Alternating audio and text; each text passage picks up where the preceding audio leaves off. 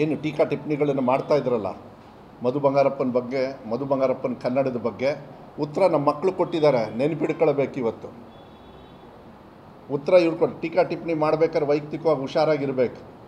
ನಮ್ಮ ಕೆಲಸ ಕಾರ್ಯಗಳಲ್ಲಿ ಟೀಕಾ ಟಿಪ್ಪಣಿ ಮಾಡಿರಿ, ನಮ್ದು ಏನಾದ್ರು ತಪ್ಪುಗಳಿದ್ದರೆ ಮಾಡಿರಿ, ಆದರೆ ನಮ್ಮ ಹೇರ್ ಸ್ಟೈಲು, ನಮ್ಮ ಭಾಷೆ, ಅದಕ್ಕೆ ನಾನು ತಲೆ ಕೆಡಿಸ್ಕೊಳ್ಳಿಲ್ಲ, ನಾನು ತಲೆನೇ ಕೆಡಿಸ್ಕೊಳ್ಳಿಲ್ಲ. ಯಾಕಂದರೆ ಅವರು ಟೀಕಾ ಟಿಪ್ಪಣಿ ಮಾಡೋದೇ ಅವ್ರದ್ದು ಕೆಲಸ. ವಿರೋಧಿಗಳಿಗೆ ನಾನೇನು ಮಾಡೋಕ್ಕಾಗೋದಿಲ್ಲ. ಭಾಳ ಹಗುರವಾಗೂ ಕೂಡ ಮಾತಾಡಿದರು. ಕೆಲವರು ಮಾಧ್ಯಮದಲ್ಲಿ ಬರೆದ್ರು, ಗೆದ್ದಲು ಹುಳಕ್ಕೆ ಲೈಬ್ರರಿಯಲ್ಲಿ ಸೇರಿಸಿದ್ರೆ ಅಂತಲೂ ಕೂಡ ಒಂದು ಮಾಧ್ಯಮದಲ್ಲಿ ಬರೆದೇ ಬಿಟ್ಟರು.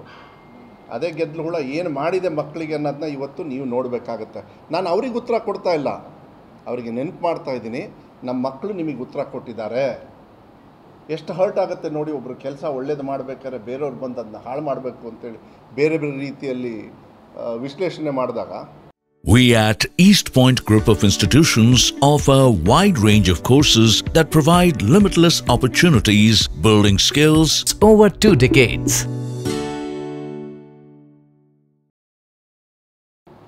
ಒಳ್ಳೆ ಕೆಲಸ ಮಾಡಬೇಕಾದ್ರೆ ಹರ್ಟ್ ಆಗುತ್ತೆ. ಮಕ್ಕಳಿಗೆ ಫೀಸ್ ಕೊಡಲಿ ತಗೊಳಕ್ಕೆ, ಯಾಕಂದ್ರೆ ಅದಕ್ಕೆ 98% ಮಕ್ಕಳು ಎಕ್ಸಾಮಿನೇಷನ್ ತೊಗೊಂಡ್ರು.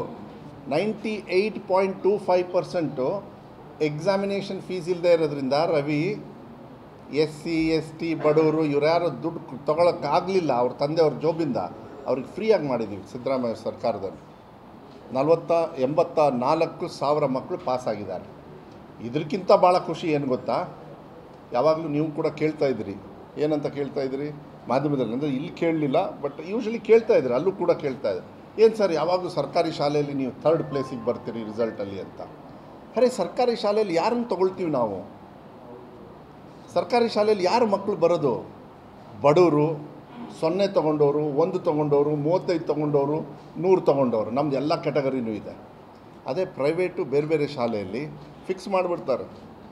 ನಮಗೆ ಅರ್ಜಿ ಕೊಡ್ತೀರಿ ಎಷ್ಟೊಂದು ಸತಿ, ಸರ್ ಈ ಪ್ರೈವೇಟ್ ಇನ್ಸ್ಟಿಟ್ಯೂಷನ್ಗೆ ಹೇಳಿ ಸರ್ ಒಂದು ಅಡ್ಮಿಷನಿಗೆ ಅಂತ. ನಾವು ಮಾನವೀಯತೆ ಮೇಲೆ ನಮ್ಮ ಫ್ರೆಂಡ್ಸಿಗೆ, ಸ್ನೇಹಿತರಿಗೆ ಸಹಕಾರ ಮಾಡೋದು ಅದು ಸ್ವಾಭಾವಿಕವಾಗಿ ನಾವು ಮಾಡ್ತೀವಿ. ಆದರೆ ನಮ್ಮ ಇಲಾಖೆಯಲ್ಲಿ ಒಂದು ಮಗು ಇದ್ರೂ ಶಾಲೆ ಓಪನ್ ಮಾಡ್ತೀವಿ, ಆ ಒಂದು ಮಗು 1 ಮಾರ್ಕ್ಸ್ ತೊಗೊಂಡ್ರೂ ಶಾಲೆ ಓಪನ್ ಮಾಡ್ತೀವಿ, ಪಾಠ ಹೇಳ್ಕೊಡ್ತೀವಿ. ಇರ್ಬೋದು, ಕಮ್ಮಿ ಆಗಿರ್ಬೋದು, ನಮ್ಮದು ಕ್ವಾಲಿಟಿಯಲ್ಲಿ ಇಲ್ಲ ಅಂಥೇಳಿ, ಇಂಪ್ರೂವ್ ಆಗಿದೆ. ಯಾಕೆಂದರೆ ಈ ಸತಿ ಭಾಳ ಸಂತೋಷ ಏನು ಅಂದರೆ 36%, ಅಂದರೆ ಫಸ್ಟ್ ಪ್ಲೇಸಲ್ಲಿ ಸೆಕೆಂಡ್ ಎಕ್ಸಾಮಲ್ಲಿ ಪಾಸ್ ಆಗಿರೋರು ಯಾರು ಅಂದರೆ ಸರ್ಕಾರಿ ಶಾಲೆಯ ಮಕ್ಕಳು. ಬರ್ಕಳಿ, ಇದು ಹೆಡ್ಲೈನ್ಸ್.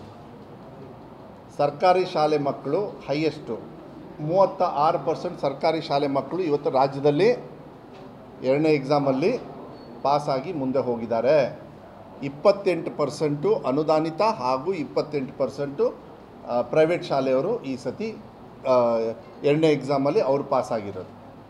ಸೊ ಅಲ್ಲಿಗೆ ಸರ್ಕಾರಿ ಶಾಲೆಯೂ ಕೂಡ ಕೆಪಾಸಿಟಿ ಇದೆ ಅನ್ನೋದಕ್ಕೆ ಒಂದು ಉದಾಹರಣೆ. ಈಗ ಸ್ವಲ್ಪ ಇಂಟ್ರೆಸ್ಟ್ ಬರ್ತಾ ಇದೆ.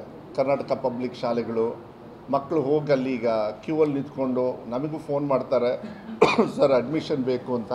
ನಾನು ಅವ್ರಿಗೆ ಹೇಳ್ತೀನಿ, ಇಲ್ಲ ಸರ್ಕಾರಿ ಶಾಲೆ ಆದರೆ ನಾನು ಕೊಡಿಸ್ತೀನಿ ಅಂದರೆ, ಸರ್ ಸರ್ಕಾರಿ ಶಾಲೆಗೆ ಕೇಳ್ತಾ ಇದ್ದೀನಿ ಸರ್, ಅಲ್ಲೇ ಕೊಡಿಸ್ರಿ ಅಂತ. ಹಳೆ ಸ್ವರೂಪದಲ್ಲಿ ನಾನು ಕೊಡ್ಸೋಕ್ಕಾಗಿಲ್ಲ ಈಗ, ಯಾಕೆಂದರೆ ಫುಲ್ ಬ್ಯುಸಿ ಆಗೋಗ್ಬಿಟ್ಟಿದೆ ಅಲ್ಲೆಲ್ಲ. ಅಂದರೆ ಪ್ರೋಗ್ರೆಸ್ ಬರ್ತಾ ಇದೆ, ಮಕ್ಕಳ ಭವಿಷ್ಯ. ನಾನು ಅದಕ್ಕೆ ಯಾವಾಗಲೂ ಹೇಳ್ತೀನಿ, ಭಾಷಣದೊಳಗೆ ಈಗ ಎಲ್ಲ ಕಡೆಯೂ ಹೇಳೋಕ್ಕೆ ಸ್ಟಾರ್ಟ್ ಮಾಡಿದ್ದೀನಿ, ಮಕ್ಕಳನ್ನ ಅಡ್ಮಿಷನ್ ಮಾಡೋದು ಇಂಪಾರ್ಟೆಂಟ್ ಅಲ್ಲ, ಮಕ್ಕಳನ್ನ ದಿನ ಶಾಲೆಗೆ ಕಳಿಸೋದು ಇಂಪಾರ್ಟೆಂಟು. ನೀವು ದೇವಸ್ಥಾನದಲ್ಲಿ ಎಷ್ಟು ದೊಡ್ಡ ಗಂಟೆ ಹೊಡೆದು ಎಷ್ಟು ಜನರಿಗೆ ಕೇಳಿಸುತ್ತೋ ಗೊತ್ತಿಲ್ಲ, ಕರೆಕ್ಟ್ ಟೈಮಿಗೆ ಸರ್ಕಾರಿ ಶಾಲೆ ಕರೆಂಟ್ ಬೆಲ್ ಹೊಡೆದಾಗ ಮಾತ್ರ, ಶಾಲೆ ಬೆಲ್ ಹೊಡೆದಾಗ ಮಾತ್ರ ಈ ದೇಶ ಪ್ರಗತಿ ಆಗುತ್ತೆ ಅಂತೇಳಿ ನಾನು ನಂಬಿಕೊಂಡು ಇವತ್ತು ನನ್ನ ಇಲಾಖೆಯನ್ನು ನಾನು ನಡೆಸ್ತಾ ಇದ್ದೀನಿ. ಭಾಳ ಸಂತೋಷ ಇದೆ.